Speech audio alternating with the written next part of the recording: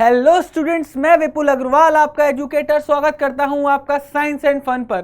तो बच्चों, हमने स्टार्ट करा था बिजनेस स्टडीज का chapter number 2 forms of business organisation, जिसके अंदर हमने लास्ट लेक्चर में पढ़ा था सोल प्रोप्राइटरशिप और जॉइंट हिंदू फैमिली बिजनेस। ठीक है, तो आज हम लोग इस लेक्चर में जो स्टार्ट करने वाले हैं वो है बच्चों पार्टनरशिप बिजनेस को। हम लोग पार्टनरशिप बिजनेस को स्टार्ट करने वाले हैं। तो आज के लेक्चर से स्टार्ट करने से पहले बच्चों, मैं आप लोगों को एक बहुत ही गुड न्यूज़ देना चाहता हूं, वो ये कि हम अपनी YouTube की जो PPTs हैं, जो नोट्स हैं, वो आप उनको एक्सेस कर सकते हैं बिल्कुल फ्री ऑफ कॉस्ट हमारे साइंस एंड फन के ऐप पर। बस आपको ऐप पर जाना है और आप हमारे नोट्स को क्या कर सकते हैं, एक्सेस कर सकते हैं। ठीक है स्टूडेंट्स, तो आइए चलिए स्टार्ट करते हैं हमारा आज का लेक्चर। तो आइए देखिए, the inherent disadvantage of the sole proprietorship in financing and managing and expanding business paved the way for partnership as viable option। हमने अपनी लास्ट क्लास में पढ़ा था बच्चों सोल प्रोप्राइटरशिप बिजनेस, जिसके की अगर हम डिसएडवांटेजेस की बात करें तो उस डिसएडवांटेजेस में हमने एक पॉइंट पढ़ा था लिमिटेड रिसोर्सेज और एक पढ़ा था लिमिटेड कंट्रोल।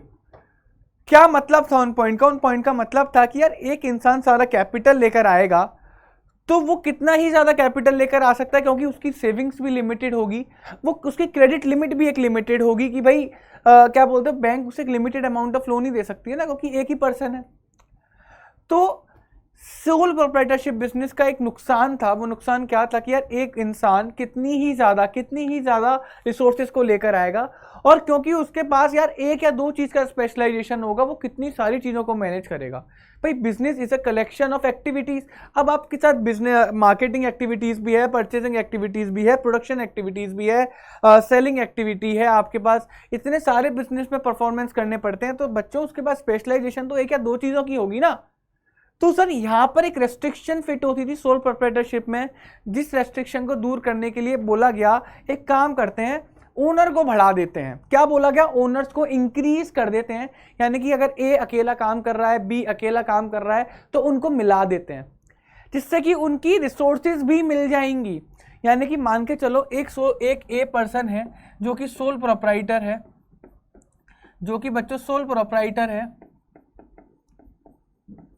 और एक पर्सन बी है, वो भी बच्चों सोल प्रोप्राइटर है। तो इन दोनों ने सोचा यार हम लोगों को ना अकेले काम करने में रेस्ट्रिक्शन हो रही है, हम लोगों को अकेले काम करने में एक जगह पर रेस्ट्रिक्शन फेस करनी पड़ रही है, लिमिटनेस फील करनी पड़ रही है। तो एक काम करते हैं ना, इन्होंने कहा हम दोनों मिलकर आपस में काम करते थे, तू भी काम कर रहा है, मैं भी काम कर रहा हूं, हम दोनों आपस में मिल जाते हैं।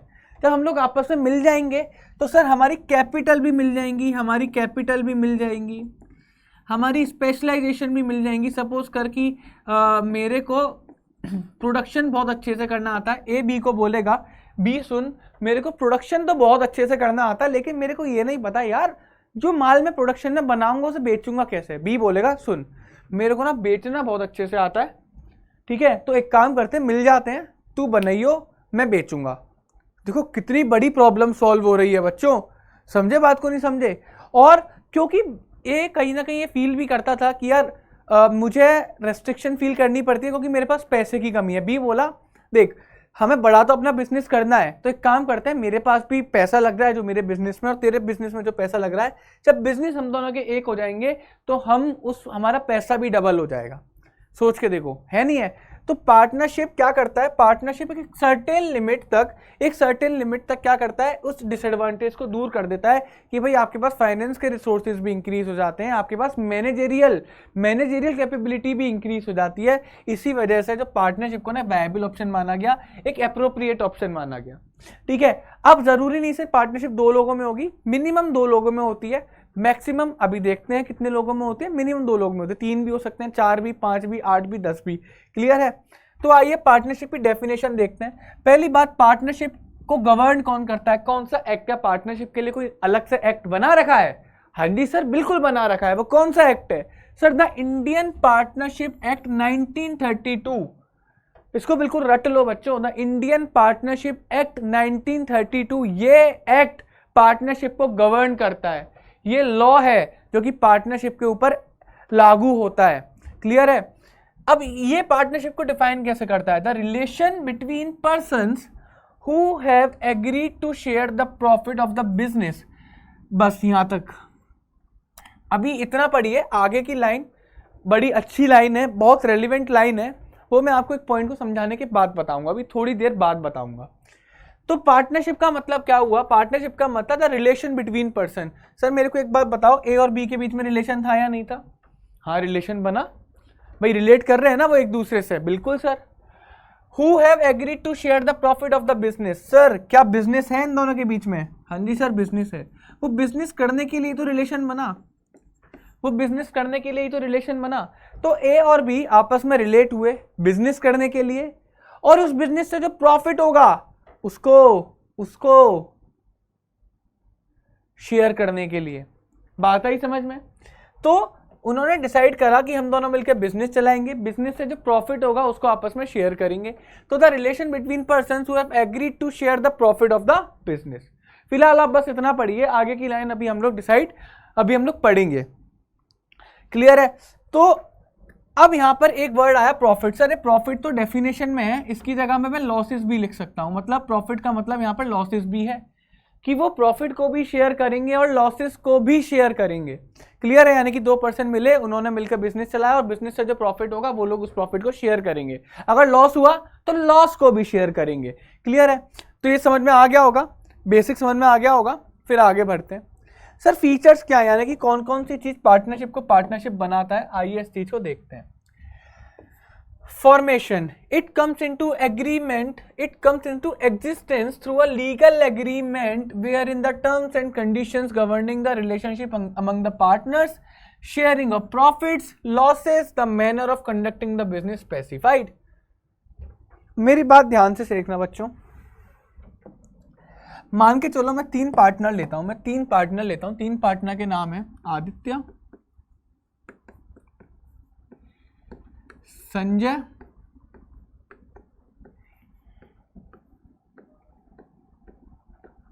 और परम।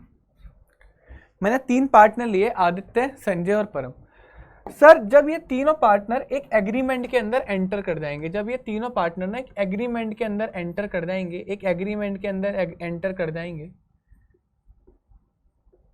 ये एक एग्रीमेंट साइन कर लेंगे। क्या एग्रीमेंट? कि अब ये तीनों मिलकर एक बिजनेस को चलाएंगे। ये तीनों मिलकर जब एक एग्रीमेंट साइन कर लेंगे तभी पार्टनरशिप बिजनेस क्या हो जाएगा? फॉर्म हो जाएगा। अगर यहाँ पर हम लोग पढ़ते हैं तो पार्टनरशिप बिजनेस कब एग्जिस्टेंस में आता है? जब एक लीगल एग्रीमेंट साइन हो जाता है। जब एक लीगल एग्रीमेंट साइन हो जाता है, उस लीगल एग्रीमेंट में क्या क्या लिखा होता है, आइए इस चीज को देखते हैं। उस लीगल एग्रीमेंट में terms and conditions governing the relationship, यानी कि जो पार्टनरशिप की टर्म्स एंड कंडीशंस होती है ना, जो पार्टनरशिप की टर्म्स एंड कंडीशंस होती हैं वो उसके अंदर लिखी हुई होंगी। इस एग्रीमेंट के अंदर क्या लिखा हुआ होगा? टर्म्स एंड कंडीशंस लिखी हुई होंगी, है ना। अब उन टर्म्स एंड कंडीशन के अंदर क्या लिखा होगा? अब देखो, उन टर्म्स एंड कंडीशन के अंदर लिखा होगा कि भाई पार्टनर के बीच में रिलेशन कैसा है, sharing of profits and losses, manner of conducting the business है स्पेसिफाइड। यानी कि एक एग्रीमेंट साइन करवाया जाएगा।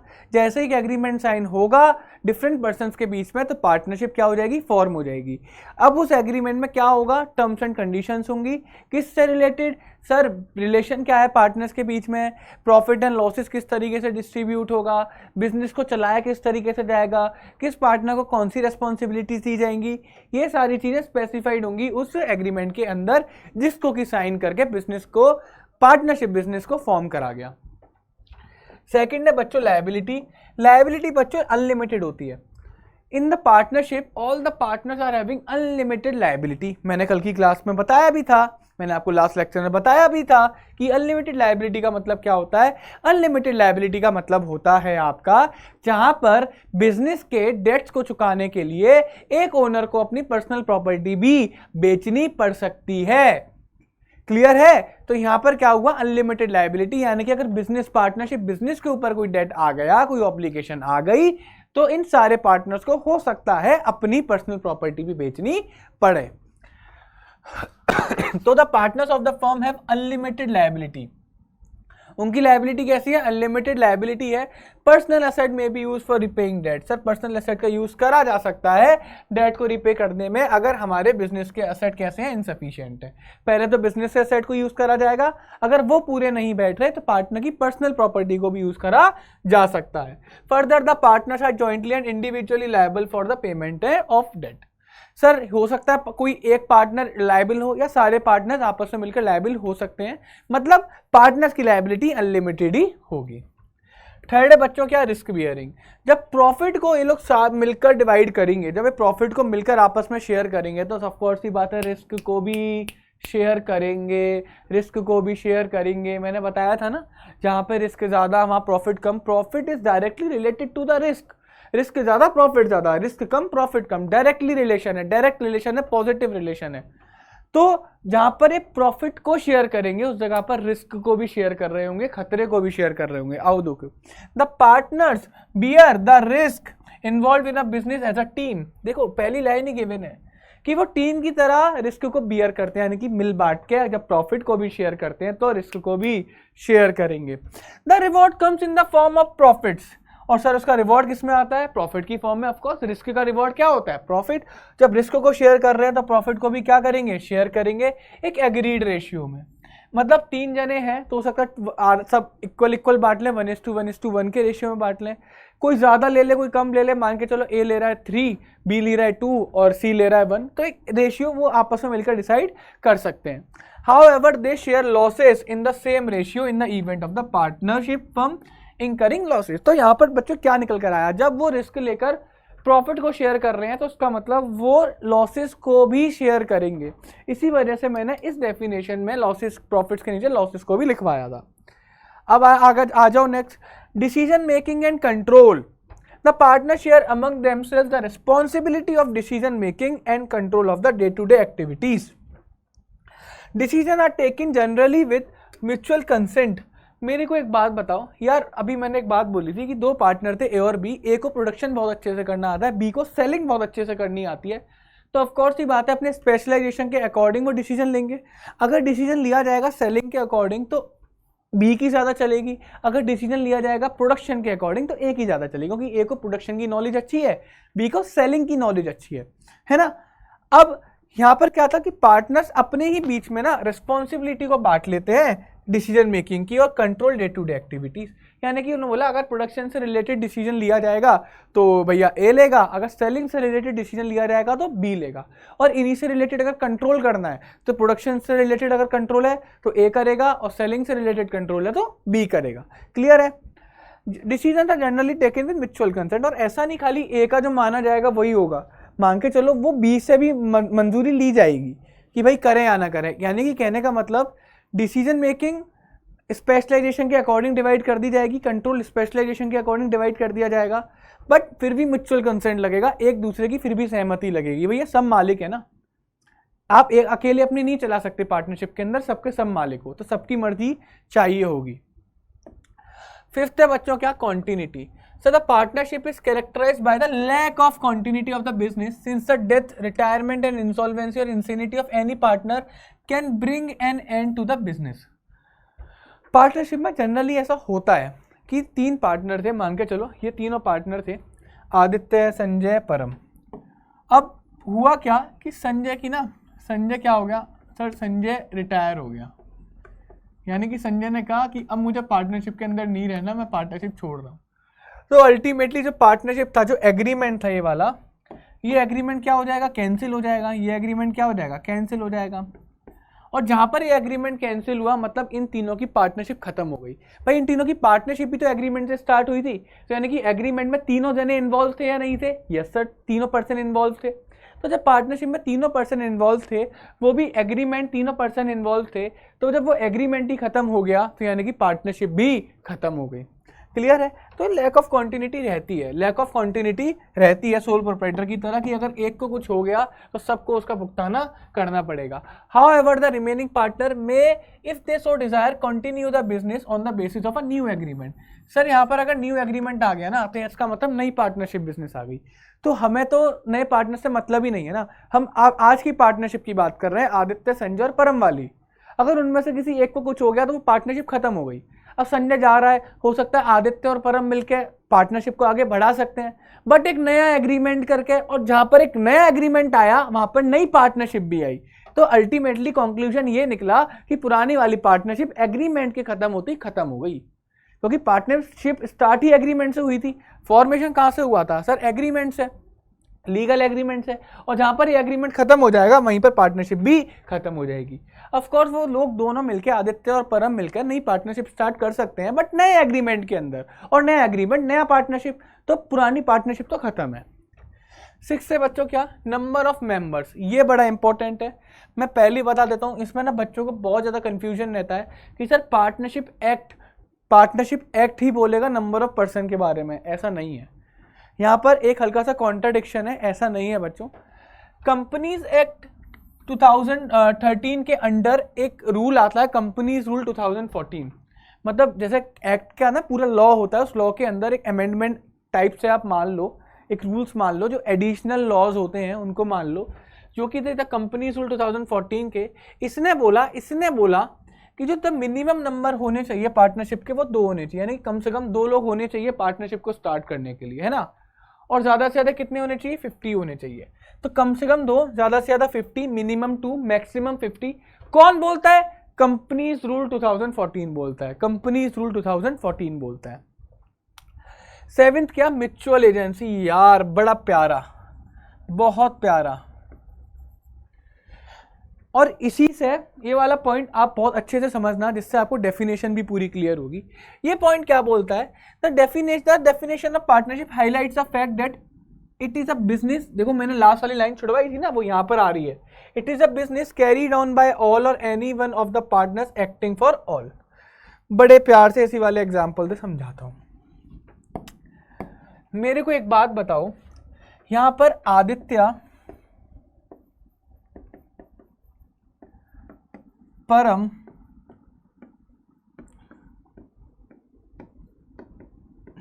और संजय 3 पार्टनर हैं। मेरे को एक बात बताओ, क्या आदित्य यहाँ पे काम कर रहा है? सर किसके लिए काम कर रहा है? एक तो खुद के लिए कर रहा है, यानी कि हिमसेल्फ। एक तो खुद के लिए वो काम कर रहा है, यानी कि जो आदित्य मेहनत कर रहा है उसका फायदा किसे मिलेगा? एक तो खुद को मिलेगा, ठीक है, फिर परम को भी मिलेगा, और फिर संजय को भी मिलेगा। क्लियर है नहीं क्लियर है? तो मैं कह सकता हूं नहीं कह सकता कि आदित्य खुद के लिए भी काम कर रहा है, परम के लिए भी कर रहा है, संजय के लिए भी कर रहा है। तो यहाँ पर आदित्य एज ए एजेंट के लिए काम नहीं कर रहा, एज ए एजेंट के लिए काम नहीं कर रहा, एज ए एजेंट की तरह काम नहीं कर रहा। हाँ जी सर कर रहा है। ऐसी परम भी खुद के लिए ही काम कर रहा है और आदित्य के लिए काम कर रहा है, यानी कि जो परम काम करेगा उसका फायदा आदित्य को भी तो होगा, और संजय के लिए भी कर रहा है। ऐसे ही संजय खुद के लिए काम कर रहा है, परम के लिए कर रहा है और आदित्य के लिए कर रहा है, यानी कि सब एक दूसरे के लिए काम कर रहे हैं। तो सबके सब बच्चों एक दूसरे के एजेंट हुए या फिर नहीं हुए? सबके सब एक दूसरे के एजेंट हुए या फिर नहीं हुए? हाँ जी सर, सब एक दूसरे के एजेंट हुए। एजेंट यही तो करता है, दूसरे के लिए काम करता है, तो सबके सब एक दूसरे के एजेंट हुए नहीं हुए? और सबको एक दूसरे का फायदा मिल रहा है, यानी कि आदित्य को संजय और परम की मेहनत का फायदा मिल रहा है। तो क्या आदित्य प्रिंसिपल हुआ नहीं हुआ? हाँ जी सर, आदित्य प्रिंसिपल हुआ, परम भी प्रिंसिपल हुआ, संजय भी प्रिंसिपल हुआ। तो यहाँ पर हर पार्टनर एजेंट भी होगा क्योंकि वो एक दूसरे के लिए काम भी कर रहा है, और हर पार्टनर प्रिंसिपल भी होगा क्योंकि वो एक दूसरे की मेहनत का फायदा भी ले रहा है। बात ही समझ में? तो एजेंट भी है, प्रिंसिपल भी है, एजेंट भी है, प्रिंसिपल भी है, यानी कि एक जो पार्टनर बिजनेस को चला रहा है वो सबके लिए चला रहा है, और सारे पार्टनर बिजनेस को एक दूसरे के लिए ही चला रहे हैं। तो इससे ना ये पॉइंट निकल कर आया। अब आप इस जगह पर देखो, तो carried on by all, in other words देखो, every partner is both an agent and a principal. हर पार्टनर एक एजेंट भी है, प्रिंसिपल है। He is an agent of other partners as he represents them.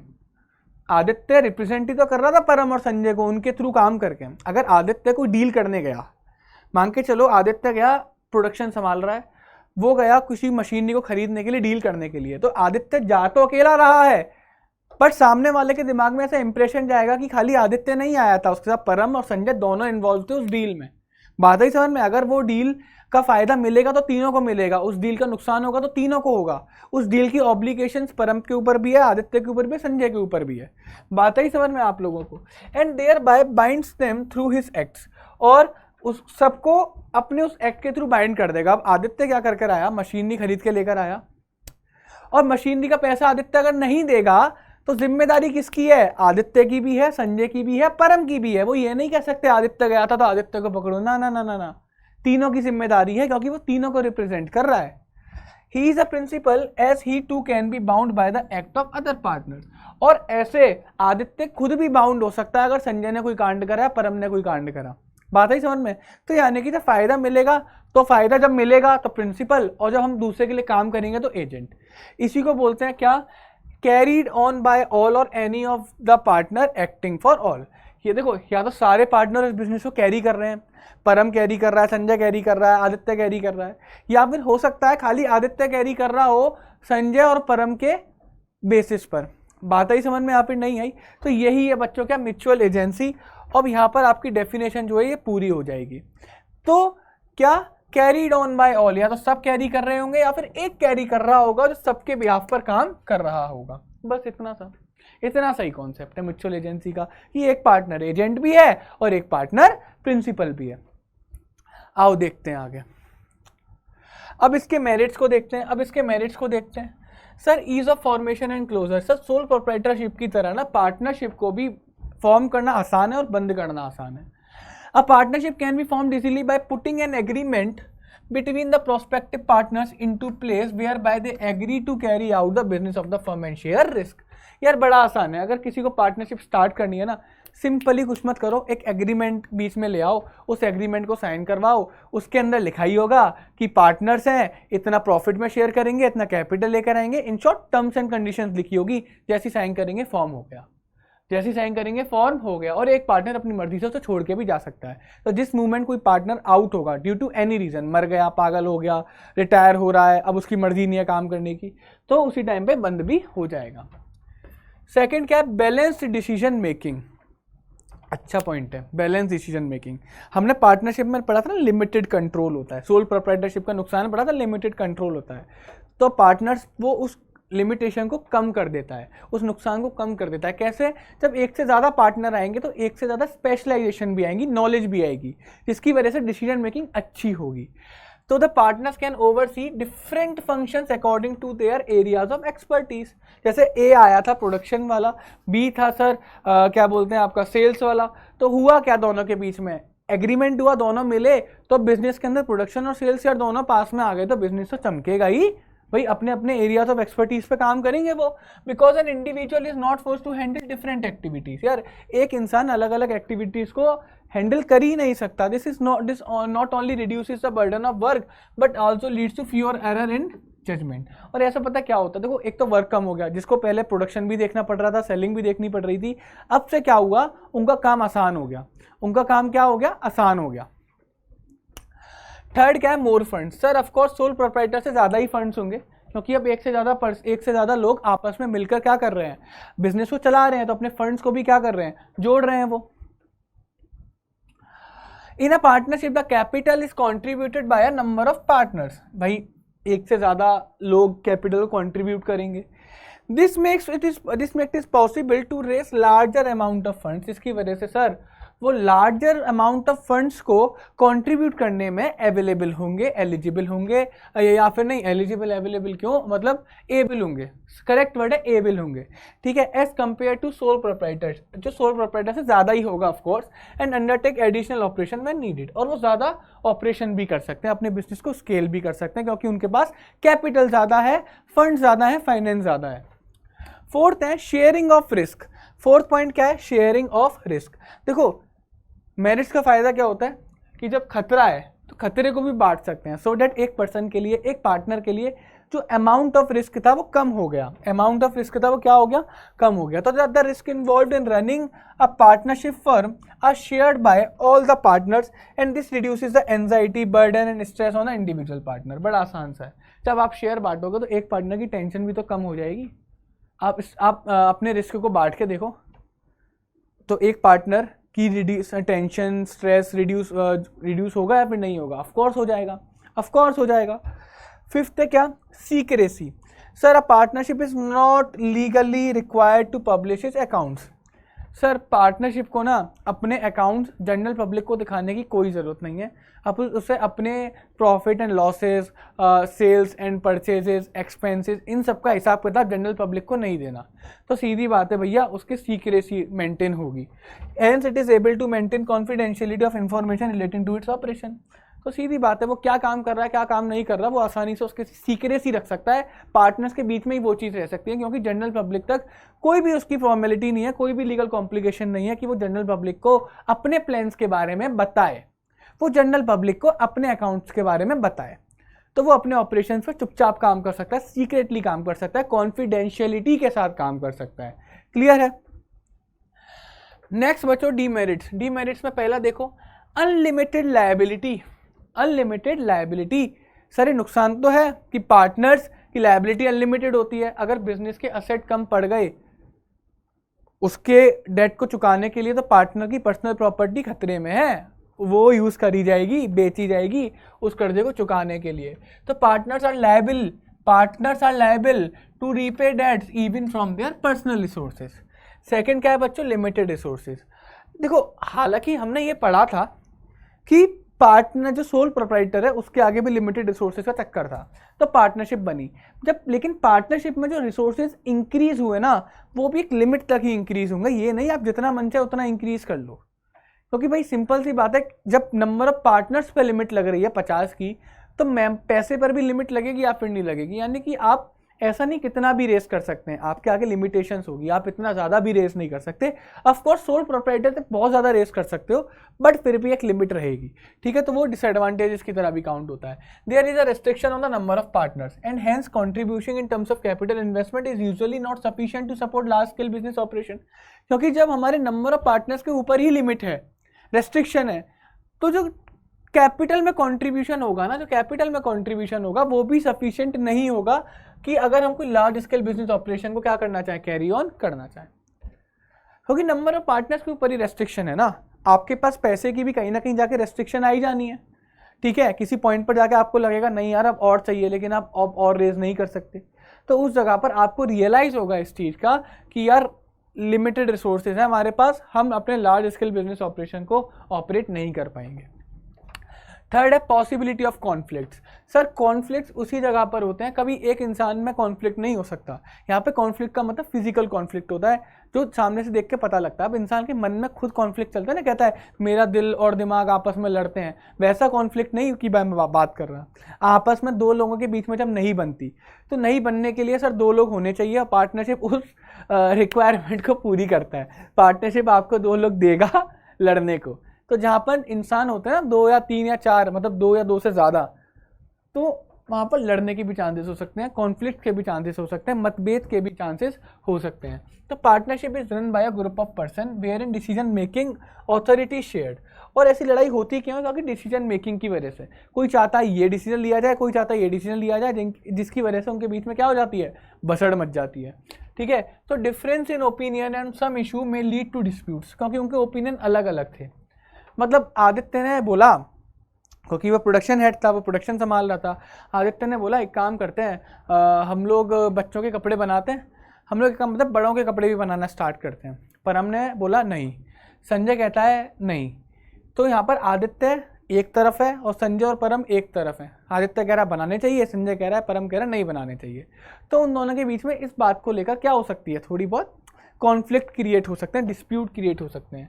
तो decision of one partner are binding on the other partner, क्योंकि पता है कि अगर हमने बड़ों के जब बच्चों के कपड़े चल रहे हैं यार, चलने दो, प्रॉफिट कमा रहे हैं। परम ये सोच रहा है कि अगर यार नहीं चले तो इसके डिसीजन के चक्कर में हमें भी नुकसान भुगतना पड़ेगा। आदित्य कह रहा है कि मेरे को पूरा भरोसा चल जाएगा, मेरे को पक्का पता है कि प्रॉफिट होगा, प्रॉफिट भी तो तुम लोग लेके जाओगे। तो यहाँ पर देखो डिसीजन मेकिंग देखो, परम भी ठीक सोच रहा है, आदित्य भी ठीक सोच रहा है। परम सोच रहा है लॉस हुआ तो हम क्यों भुगते हैं, आदित्य सोच रहा है प्रॉफिट हुआ तो सब में ही बटेगा। बात ही समझ में नहीं, दोनों अपनी जगह ठीक है, बट डिसीजन मेकिंग डिस्प्यूट्स किस बात पर है, अलग अलग सोच की वजह से। और वो होगा, वो होता है। Lack of continuity, partnership comes to an end with the death, retirement, insolvency और इल्यूनेंसी ऑफ एनी पार्टनर। तो अब जो नेक्स्ट टॉपिक हमारे आगे आता है वो आता है लैक ऑफ पब्लिक कॉन्फिडेंस। मतलब सर पार्टनरशिप फर्म को ना पब्लिक को अपनी अकाउंट्स यानी कि sales, purchases, profit and losses बताने की कोई रिक्वायरमेंट नहीं है। तो जब पब्लिक को उसके बारे में पता ही नहीं चलेगा तो पब्लिक उस पर कॉन्फिडेंस क्यों शो करेगी, पब्लिक उस पर भरोसा क्यों दिखाएगी? पब्लिक को उसके बारे में पता ही नहीं है। क्लियर है? तो देखो कोई लीगली रिक्वायरमेंट नहीं है कि वो अपने अकाउंट्स को पब्लिश करें, ठीक है, पब्लिक को। So it is therefore difficult for any member of the public to ascertain the true financial status of the partnership firm. As a result the confidence of the public partners public in partnership firm is generally low, क्योंकि public को पता ही नहीं ना partnership firm कितना profit कमा रहा है, कितना सेल कर रहा है, कितना खर्चा कर रहा है, क्या उसके फ्यूचर प्लान्स हैं, क्या कितना वो आगे जाके ग्रो करेगा। जब पब्लिक को पता ही नहीं है, जब पब्लिक को इस चीज़ों के बारे में पता ही नहीं है, तो ऑफकोर्स ही बात है वो पार्टनरशिप फर्म पर भरोसा जो दिखाएगा वो कम दिखाएगा। नेक्स्ट है क्या, फिर से important topic, types of partnership. Types of partnership हम लोग पढ़ने वाले हैं, वो दो बेसिस के ऊपर पढ़ने वाले हैं। पहला क्या, on the basis of duration यानी कि टाइम। सर टाइम के बेसिस पे पार्टनरशिप 3 तरीके की होती हैं, और दूसरा जो पढ़ने वाले हैं on the basis of liability. Liability के बेसिस पे पार्टनरशिप 2 तरीके की होती हैं। तो टाइम के बेसिस पर 3 तरीके की, लायबिलिटी के बेसिस पर 2 तरीके की। पहले पढ़ते हैं टाइम के बेसिस पर। टाइम के बेसिस पर partnership at will. The partnership formed for an indefinite period is known as the partnership at will.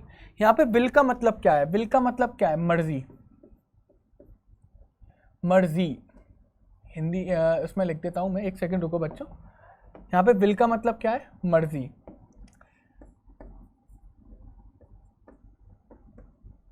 Clear है? तो पार्टनरशिप अपनी मर्जी से, यानी कि हमारी मर्जी है हम कब तक पार्टनरशिप को चलाएंगे।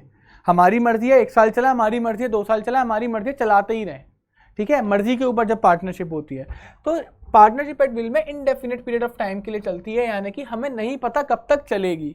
This type of partnership exist at the will. वो मर्जी की वजह से ही एग्जिस्ट करती है, क्योंकि अभी हमारा मन है, हम अभी पार्टनरशिप चलाना चाहते हैं।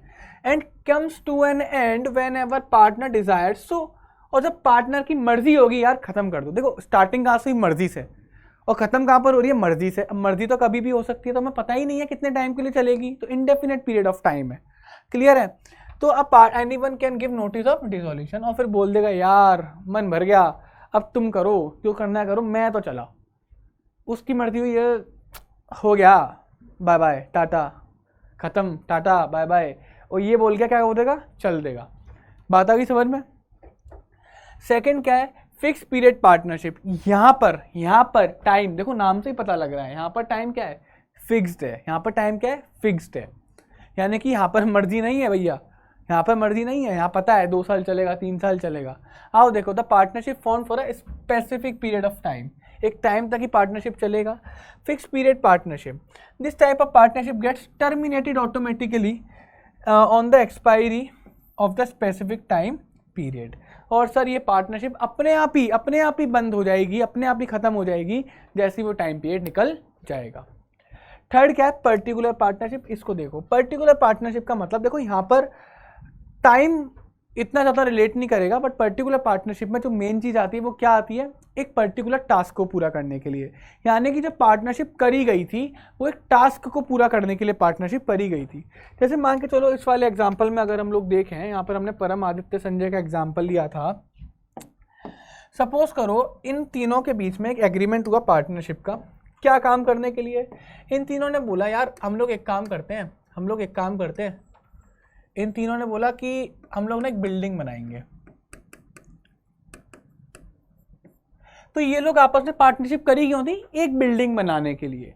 तो जिस मूवमेंट इनकी बिल्डिंग बन के रेडी हो जाएगी उसी मूवमेंट ये क्या कर देंगे? अपनी पार्टनरशिप को खत्म कर देंगे। तो they became the partners for a particular, मेरी बात ध्यान से सुना, for the particular task to be completed, यानी कि एक पर्टिकुलर टास्क को कंप्लीट करने के लिए पार्टनर बने थे। वो टास्क कुछ भी हो सकता है, बिल्डिंग बनाना, ब्रिज बनाना, डैम बनाना, जनरली कंस्ट्रक्शन पर्पसेस के लिए पार्टनरशिप करी जाती है, उसे बोलते हैं पर्टिकुलर पार्टनरशिप। तो आइए देखिए, the partnership which is form to carry on particular venture known at the particular partnership, जो कि एक पर्टिकुलर काम को करने के लिए करी जाए वो पर्टिकुलर पार्टनरशिप होती है। This type of partnership comes to an end automatically on the completion of that venture, और उस प्रोजेक्ट को जैसे ही वो प्रोजेक्ट कंप्लीट हो जाएगा ये पार्टनरशिप भी अपने आप टर्मिनेट हो जाएगी, ऑटोमेटिकली टर्मिनेट हो जाएगी। On the basis of liability of the member. Sir देखो लायबिलिटी ना दो तरीके की होती है, जहाँ पर अनलिमिटेड लायबिलिटी हो और जहाँ पर लिमिटेड लायबिलिटी हो, तो उसी के ऊपर हम लोग चर्चा करेंगे अभी। आओ देखो जनरल पार्टनरशिप क्या होती है। जनरल पार्टनरशिप जहाँ पर सारे पार्टनर्स की लायबिलिटी कैसी हो, लिमिटेड हो, वो जनरल पार्टनरशिप। बहुत सिंपल सा है, where the liability of all the partners are unlimited is called general partnership, यही है। The partnership in which liability of all the members is unlimited is known as a general partnership. यार कितना आसान है। Which means if the assets of the firm are not enough then creditors can settle their accounts by having claim over the personal property of the partners. Simple. Unlimited liability का मतलब कि जहाँ पे business के asset खत्म हो गए और फिर भी पैसा देने को बचा है, तो पार्टनर्स की पर्सनल प्रॉपर्टी को बेचकर क्रेडिटर्स का पैसा दिया जाएगा। क्रेडिटर्स वो लोग होते हैं जिनका पैसा देना होता है। तो यहाँ पर क्रेडिटर्स बोल सकते हैं कि अच्छा तुम्हारे पास कोई बात नहीं, बिजनेस की प्रॉपर्टी खत्म हो गई, पार्टनर्स की प्रॉपर्टी उठाओ, बेचो, पैसा दो, हमें अपने पैसे से मतलब है। और पार्टनर्स को अपनी प्रॉपर्टी बेचनी पड़ेगी because in partnership, in general partnership the liability of all the members is unlimited. Each partner of general partnership can actively participate in the activities of the firm. और यहाँ पर हर पार्टनर्स की liability unlimited है, तो इसी वजह से हर partner actively participate भी कर सकता है फर्म के अंदर। आगे बात समझ में आप लोगों को, ईच पार्टनर एक्टिवली पार्टिसिपेट भी कर सकता है, यानी कि बिजनेस के अंदर वो पूरा ओनरशिप राइट उसके पास होता है। ठीक है, अब आता है next LLP, limited liability partnership. Limited liability partnership ये इंपॉर्टेंट है, ये काफ़ी टीचर इंटरेस्टेड रहते हैं।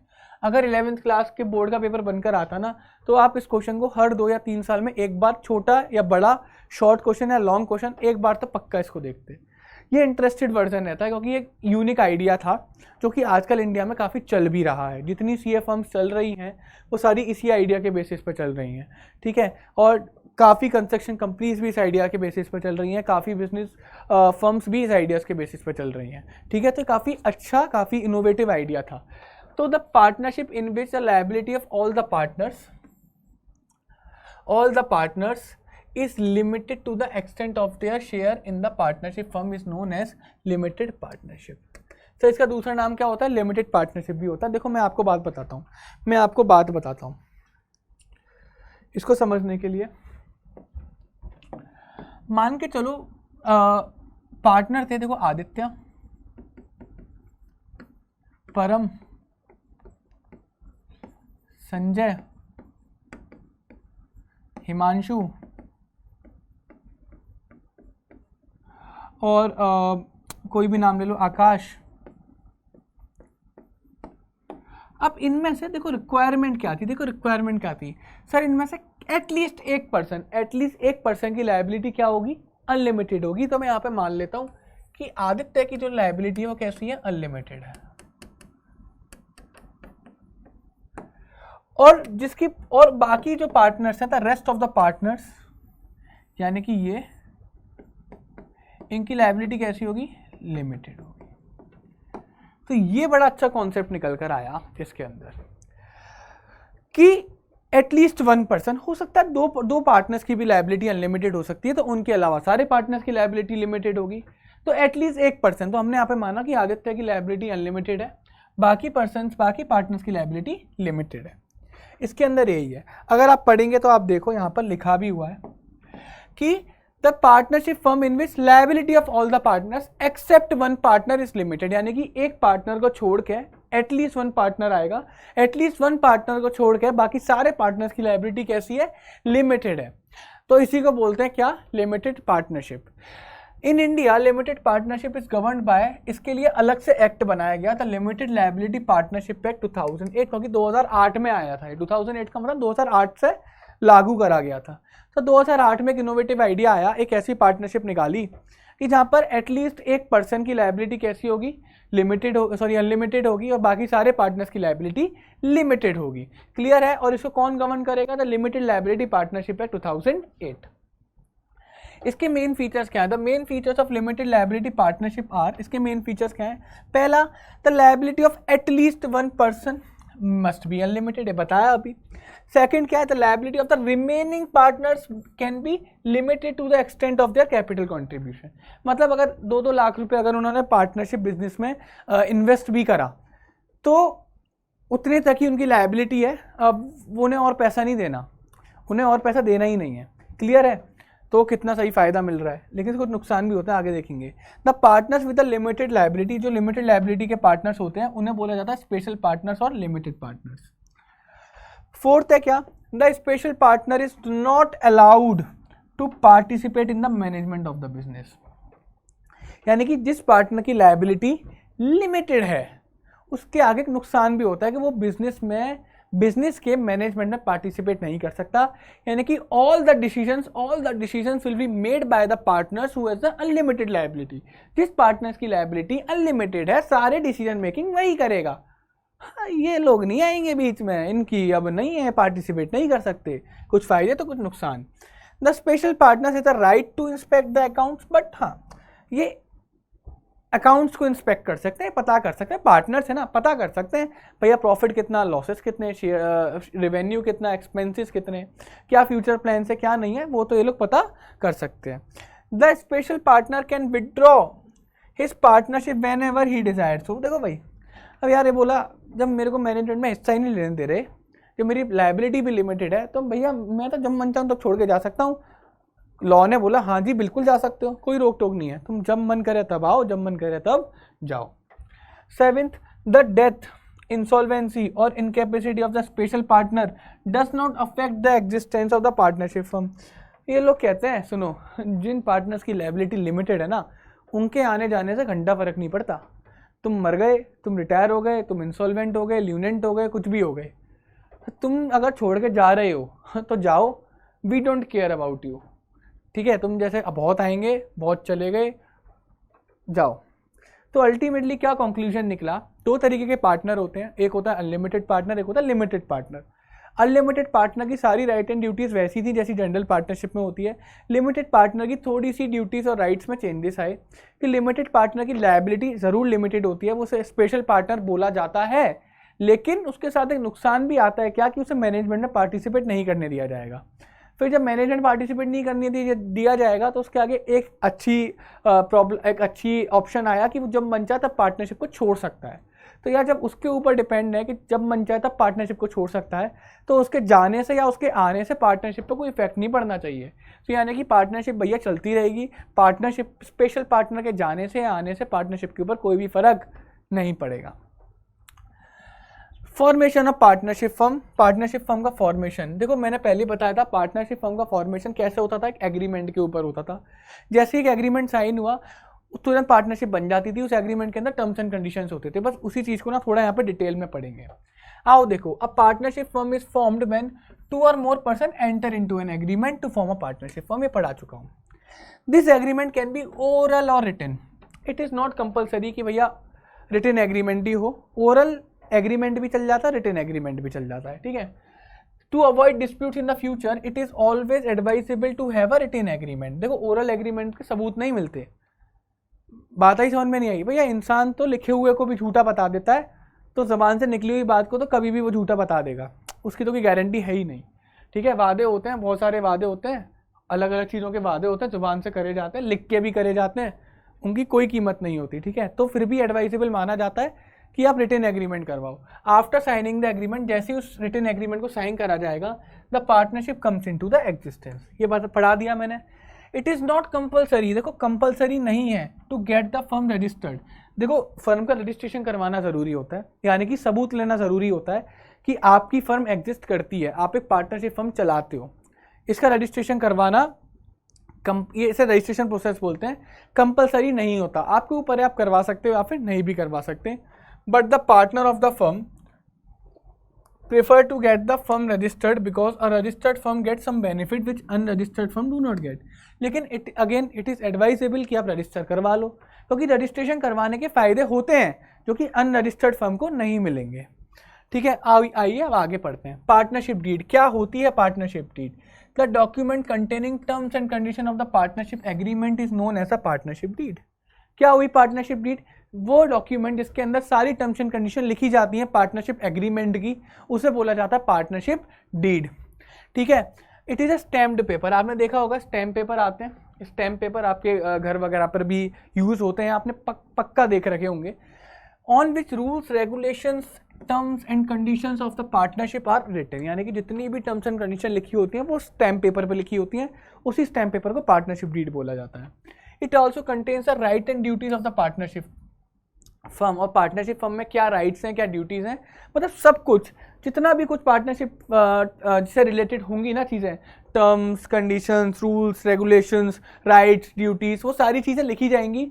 The common contents of partnership deed are, देखो पहला क्या, नेम ऑफ द फर्म, भाई पता तो होना चाहिए ना फर्म का नाम क्या लिख रहे हो, वहीं से तो स्टार्टिंग है, नामकरण के बिना तो बच्चे की भी जिंदगी चालू नहीं होती। सेकंड क्या है, nature of the business and location of the business, sir क्या बिजनेस करोगे, नेचर मतलब प्रोडक्शन का बिजनेस है, ट्रेडिंग का बिजनेस है, सर्विस दोगे बिजनेस के अंदर, किस चीज़ का बिजनेस है, नेचर क्या है बिजनेस का, और कहाँ पर करोगे, लोकेशन क्या है, ड्यूरेशन ऑफ द बिजनेस, यानी कि कोई ड्यूरेशन डिसाइड करिए, पार्टनरशिप एट विल बताना पड़ेगा, पार्टनरशिप एट विल है, फिक्स पीरियड पार्टनरशिप है, या फिर पर्टिकुलर पार्टनरशिप है, बोलना पड़ेगा उनसे। Sir investment made by each partner, यानी कि 2 पार्टनर है, 3 पार्टनर है, 4 पार्टनर है, तो जितने भी पार्टनर हैं हर पार्टनर कितना कितना इन्वेस्टमेंट लेकर आ रहा है, कितना कितना कैपिटल कंट्रीब्यूट कर रहा है। फिफ्थ क्या है, distribution of profit and losses, profit and losses को किस तरह से किस रेशियो के अंदर डिस्ट्रीब्यूट करेंगे। Duties and obligation of the partners, partners की क्या ड्यूटीज होती हैं, क्या ऑब्लिगेशंस होते हैं। Salaries and withdrawal of the partners, sir एक पार्टनर पूरे साल में कितनी सैलरी लेगा, कितना प्रॉफिट को विड्रॉ करेगा, सब बातें लिखी होती हैं, देखो सब बातें लिखी होती हैं। Terms governing admission retirement and expulsion of a partner, अगर किसी पार्टनर को रिटायर हो रहा है, कोई नया पार्टनर एडमिट हो रहा है, या पार्टनर को निकाला जा रहा है, एक्सपल्ड करा जा रहा है, तो उसके ऊपर कौन कौन सी टर्म्स एंड कंडीशन लगेंगी, क्या पूरा प्रोसेस होगा, वो सब लिखा जाएगा इसके अंदर। Interest on capital, interest on drawings, procedure dissolution का, एक पार्टनरशिप को डिसॉल्व करना है तो क्या प्रोसीजर फॉलो होगा, preparation of accounts and their auditing, method of solving disputes, यानी कि अगर कोई डिस्प्यूट हो गया तो उसको क्या मेथड है सॉल्व करने का, यानी कि जितना भी चिट्टा पिट्टा एक पार्टनरशिप एग्रीमेंट में लिखना पड़ता है ना, जितनी भी टर्म्स एंड कंडीशंस लिखनी पड़ती हैं वो सब लिखी जाएंगी, और जिस डॉक्यूमेंट में लिखी जाएंगी उसे बोलेंगे पार्टनरशिप डीड। ज़रूरी नहीं कि 12 की 12 याद करो, आप 5-6 भी याद कर लोगे तो ठीक है, आपको एग्जाम के पर्पज़ के लिए 5 to 6 मैक्सिमम 8 याद कर लेना, it is more than sufficient. ठीक है, आगे आ जाओ रजिस्ट्रेशन। अब रजिस्ट्रेशन का प्रोसेस क्या होता है, आप इसको देखो, रजिस्ट्रेशन का मतलब क्या होता है। तो the registration of a partnership firm means the entering of the firm name along with the relevant prescribed particulars in the registrar of the firms kept with the registrar of the firms. Register of the firms kept with the registrar of the firms. इसका मतलब क्या हुआ sir, हर state wise या district wise कुछ registrar बैठे होते हैं, वो रजिस्ट्रार वो पर्सन जो कि रजिस्टर मेंटेन करते हैं, सारा रिकॉर्ड्स मेंटेन करते हैं कि मेरी एरिया में कितनी पार्टनरशिप फर्म चल रही हैं। तो रजिस्ट्रेशन का मतलब हुआ कि उस पर्सन के पास जाकर अपनी फर्म को उसके रिकॉर्ड में एंटर करवाना। बात आ गई समझ में या फिर नहीं आ गई, यानी कि वो पर्सन रिकॉर्ड मेंटेन करता है, आप गए उस पर्सन के पास अपनी फर्म का भी रिकॉर्ड करवा कर आ गए, उसी प्रोसेस को बोला जाता है रजिस्ट्रेशन। तो वही सारी लिखा हुआ है, कहने का मतलब अपने फर्म का नाम एंटर करवा देना रजिस्टर में, जो कौन मेंटेन करता है, रजिस्ट्रार ऑफ फर्म मेंटेन करता है। It provides conclusive proof to the existence of a partnership firm, सारे फिर कॉन्क्लूसिव एविडेंस आपको मिल जाता है कि हाँ आपकी पार्टनरशिप फर्म चल रही थी, उसको कोई नकार नहीं सकता। It is optional for the partnership firm to get registered, it is optional, मतलब आपके ऊपर है कि आप चाहें तो रजिस्टर करवा सकते हैं, आप चाहें तो रजिस्टर ना करवाएं। It is deprived of many benefits, यानी कि अगर आप रजिस्टर नहीं करवाओगे तो आपको नुकसान होंगे, आपको बहुत से बेनिफिट नहीं मिलेंगे। The consequences of non registration of a firm are as follows. अब इसे क्या कॉन्सिक्वेंसेज हैं देखो, a partner of an unregistered firm can not file a suit against the firm और अदर पार्टनर्स। अब इधर देखना, आदित्य, संजय,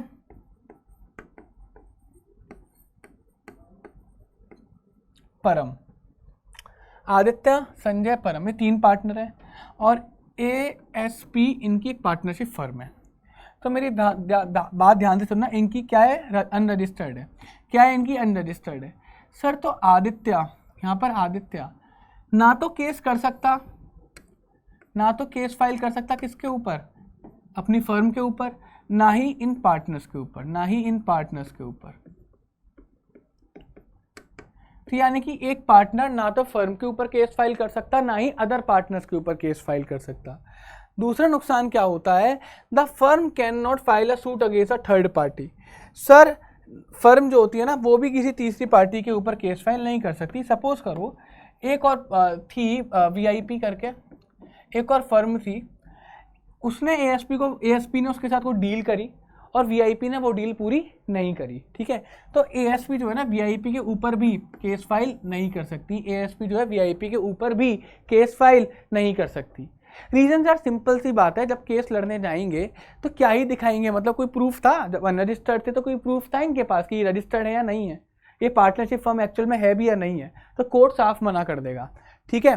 तीसरा पॉइंट क्या था इनका, the firm can not file a case against a partner. और अब यहाँ पे फर्म ना तो तीसरी पार्टी पे कर सकती, ना ही पार्टनर्स के ऊपर केस फाइल कर सकती, तो ये नुकसान है। देखो कंक्लूजन क्या निकला, ना ही पार्टनर फर्म के ऊपर और अदर पार्टनर्स के ऊपर केस फाइल कर सकता, ना ही फर्म पार्टनर्स के ऊपर केस फाइल कर सकती, और ना ही फर्म किसी थर्ड पार्टी पे केस फाइल कर सकती। ये बहुत बड़े नुकसान है, क्योंकि कल को भी घपला हो जाता है ना, तो ये लोग ऐसे हाथ रख के खड़े हो जाएंगे, कुछ नहीं कर सकते। वो देखा ना पाकिस्तान वाले चाचा, देखे थे तुमने गंजे वाले, जो केस छोड़ दिया था, ऐसे करके खड़े हो गए थे, ऐसी वाला सीन हो जाएगा इनके साथ भी, कुछ कर ही नहीं सकते विदाउट रजिस्ट्रेशन ये लोग। फिर थर्ड है क्या, in view of this consequences. अब इन कॉन्सिक्वेंसेज को देखते हुए it is therefore advisable to get the firm registered. मतलब ये एडवाइजेबल है कि भैया अपनी फर्म को क्या करवा लो, रजिस्टर्ड करवा लो, अपनी फर्म को रजिस्टर्ड करवा लो। प्रोसीजर फॉर रजिस्ट्रेशन, रजिस्ट्रेशन का प्रोसीजर क्या होता है, देखो, the registration can be at any time of formation or at any time during it existence. मतलब रजिस्ट्रेशन के लिए कंपलसरी नहीं है, बेटा रजिस्ट्रेशन ही कंपलसरी नहीं है तो टाइम भी क्या कंपलसरी होगा। आप एक फर्म बनने के टाइम पर और उसके बाद कभी भी अपनी फर्म को रजिस्टर करवा सकते हो, ठीक है। पहला क्या होता है, आपको एप्लीकेशन सबमिट करनी पड़ती है, सबमिशन ऑफ एप्लीकेशन। एक एप्लीकेशन सबमिट करनी पड़ती है प्रेस्क्राइब्ड फॉर्म में, एक रेगुलर फॉर्म में, ठीक है। उसके अंदर क्या क्या लिखा जाएगा, एप्लीकेशन के अंदर नेम लिखा जाएगा फर्म का, लोकेशन, पार्टनर्स, वो प्लेसेस, अदर प्लेसेस जहाँ पर बिजनेस अपने बिजनेस कैरी ऑन करा जाएगा। मान के चलो हम बिजनेस को लार्ज स्केल बिजनेस बना चुके हैं, हमारा बिजनेस एक से ज़्यादा सिटीज़ में चल रहा है, तो हमें सारी जगह के नाम लिखने पड़ेंगे, हमें वो डेट लिखनी पड़ेगी जहाँ पे हर पार्टनर ने ज्वाइन करा था, name and addresses of the partner, partner का नाम और वो कहाँ रहते हैं, ड्यूरेशन ऑफ पार्टनरशिप, पार्टनरशिप की ड्यूरेशन क्या है, ठीक है। और ये जो एप्लीकेशन होनी चाहिए ना, ये जो एप्लीकेशन होनी चाहिए वो सब पार्टनर साइन करेंगे, वो सारे पार्टनर साइन करेंगे। दूसरा काम क्या होगा, पहली बात एप्लीकेशन लिख दी जिसके अंदर ये सारी चीज़ें थी और पार्टनर ने साइन कर दिया। दूसरी चीज़ क्या होगी, सर उसको डिपॉजिट करा जाएगा किसके पास, रजिस्ट्रार के साथ, और साथ में क्या दी जाएगी, फीस दी जाएगी। यानी कि अपनी एप्लीकेशन को लेकर गए, उसके ऊपर कुछ फीस रखी, सर रजिस्टर कर दो, ठीक है। रजिस्ट्रार लेगा, एप्लीकेशन चेक करेगा, हाँ सब ठीक है, जैसे ही बोलेगा सब ठीक है तभी वो फीस सबमिट कर सकता है, क्लियर है। और थर्ड ऑप्शन क्या होगा, the registrar after the approval will make an entry in the register of the firms and will subsequently issue a certificate of registration. Registrar देखेगा हाँ सब ठीक है, एकदम मस्त झकास, ठीक है, मैं आपको ना मैं अपनी फर्म में आपका ये लिख देता हूँ, ठीक है, अब अपने रिकॉर्ड्स में आपकी फर्म को रजिस्टर करवा देता हूँ।